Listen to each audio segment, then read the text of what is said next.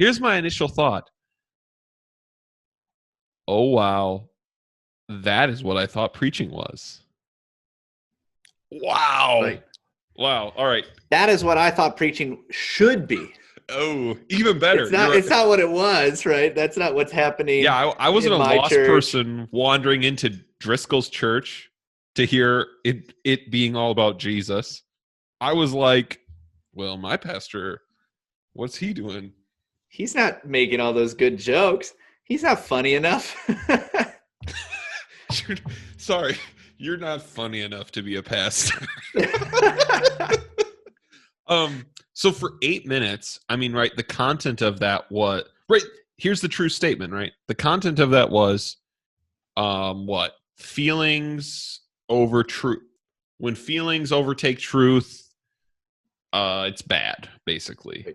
That is he's not wrong. That is a common problem. Absolutely.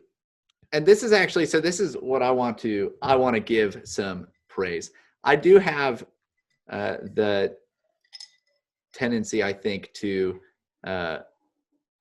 be very critical at times, but I also really like trying to find the good in things like this. And I like a lot of it. I really do. And this idea, right, that he is drawing firm and hard lines in a time, in a culture, and a church culture even. You know what it was like growing up in evangelicalism. It was Christianity Today. It's what he was. That's right. It was Christianity Today. It was we're not going to draw hard lines anywhere because then people couldn't fit in. You know, we want to make sure everybody can squeeze through. So we need to make everything as soft as possible. This is one of the things that made me like Driscoll so much, is because I read the Bible. I knew that there was some kind of objective truth.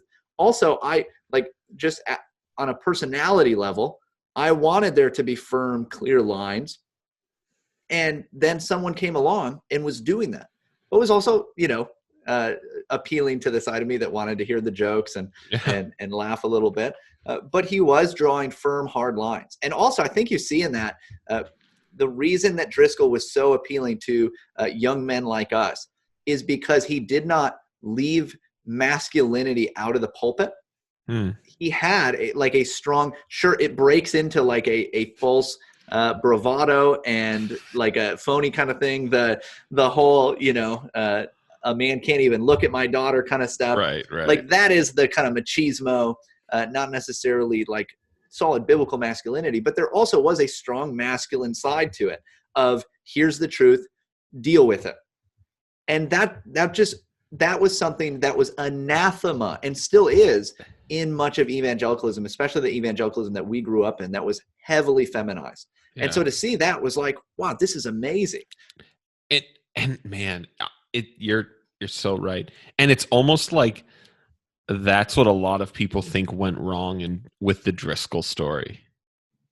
Right. Like they think that was the problem. Right. And see, I just want to say before we go on and before we maybe disprove this, see, Pastor Mark, this is the show you should be on.